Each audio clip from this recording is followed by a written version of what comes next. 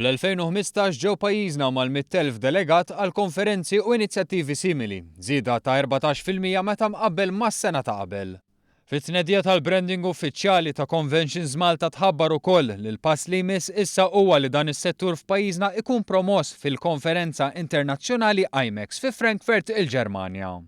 Lil mill-ħidma kontra l-istaġjonalità, il-Ministru għat-Turiżmu Edward Zammitlu ispjega numru ta' benefiċċji oħra li dan is-settur qed iġib lejn pajjiżna. Huma tip ta' turisti illi jonfqu għandhom expenditure għandhom purchasing power ikbar. U allura iva rridu fit-turiżmu nagħtu importanza lil din niċċa illi tina garanzija ta' xogħol aħjar għaż-żgħażagħ tagħna għal Maltin kif ukoll ta' dħul aktar lejn pajjiżna biex inġibu iktar benefiċċju ekonomiku mit-turiżmu kif ukoll benefiċċju ekonomiku illi jinqasam għal kulħadd. Conventions Malta tnediet f'Mejju tas-sena li għaddiet bilan li tkabbar il-viżibilità ta' Malta għal din in-niċċa turistika magħrufa bħala MICE, Meetings, Incentives, Conferences and Events.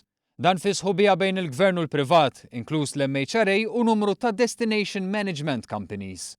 Min-naħa tiegħu il-kap eżekuttiv tal-Awtorità Maltija għat-Turiżmu Paul Buġejja ħares lejn l-anijiet ta' din l-entità u l-modi kif għandha titmexxa l quddiem fosthom il-promozzjoni lil minn xtutna. Tenna li l-operaturi qed juru interess qawwi u huma konfidenti li l-2016 terġa' tkun sena ta' suċċess f'dan is-settur. Fuq kollox għamel enfasi fuq element importanti ħafna. Dejjem li nibqgħu naħdmu flimkien għaliex dal-eżerċizzju ma jistax isir minn entità waħda. Is-suq barra huwa kompetittiv, għalhekk importanti l-riżorsi li għandna aħna li huma limitati dejjem naqduhom flimkien sabiex ikollna riżultati iktar u iktar pożittivi għall benefiċċju ta' kulħadd.